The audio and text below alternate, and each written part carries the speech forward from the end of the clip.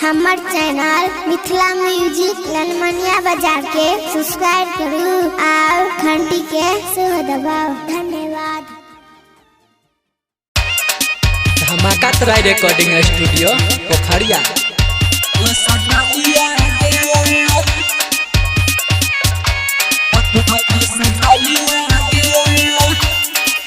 Music director DJ Umesh, Sukhipur Bazar.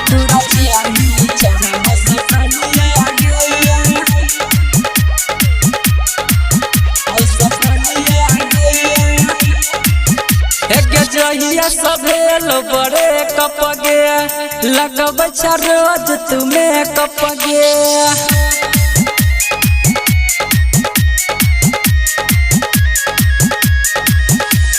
जहिया सभेल बड़े कपगे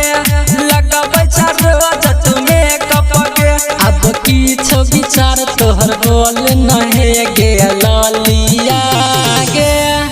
गे तोरा नीक ने लागे छौ गवरिया गे तोरा चाही छौरा होस्टलिया गे तोरा नीक ने लागे छौ गवरिया गे तोरा चाही छौरा होस्टलिया गे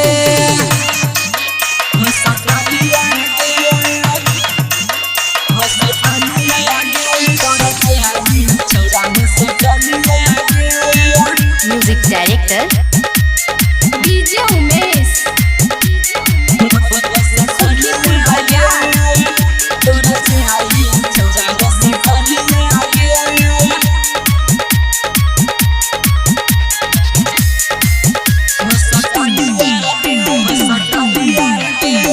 हॉस्टल में तू आबै छा छौरी करै छा खूब गुमान गे हॉस्टल में तू आबै छा छौरी करै छा खूब गुमान गे हॉस्टल में तू आबै छा छौरी करै छा खूब गुमान गे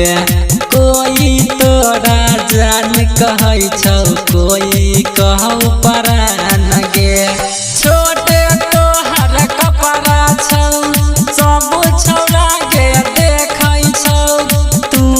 घूमैला जाइ छै रोज बजरिया गे तोरा नीक ने लागे छौ गवरिया गे तोरा चाही छौरा होस्टलिया गे तोरा नीक ने लागे छौ गवरिया गे तोरा चाही छौरा होस्टलिया गे तोरा चाही छौरा होस्टलिया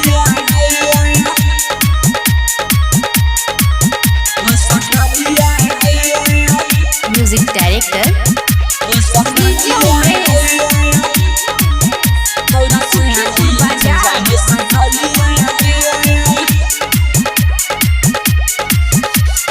प्यार के भरल कहानी छौ तोहरा बड़ी दुखदायक गे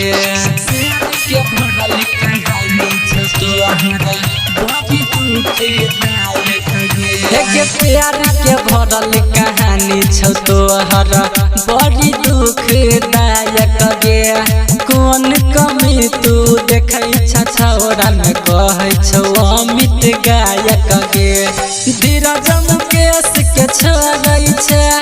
मन से त्रिभुवन पमरै छै। अब किछो विचार तोहर बोल नहे गे ललिया गे तोरा नीक ने लागे छौ गवरिया गे तोरा चाही छौरा होस्टलिया गे तोरा नीक ने लागे छौ गवरिया गे तोरा चाही छौरा होस्टलिया गे जहिया सभेल बड़े कपगे लगबै रोज तुम्हें कपगे तोरा लाज नहीं लागे छौ करै छै छौरी लटलटिया गे तोरा नीक ने लागे छौ गवरिया गे तोरा चाही छौरा होस्टलिया गे तोरा नीक ने लागे छौ गवरिया गे तोरा चाही छौरा होस्टलिया।